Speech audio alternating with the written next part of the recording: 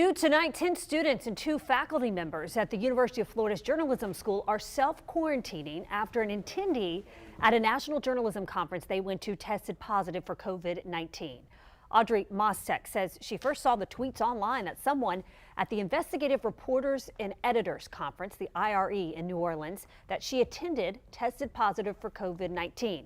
An hour later, the organization that held that conference tweeted a confirmation. Since then, it's just sort of been a weird limbo state of shock. You know, something that's been in the news and everywhere I've looked has suddenly become a lot more personal to me. Now, roughly 1,100 people attended the IRE conference. Only one person is confirmed to have the coronavirus.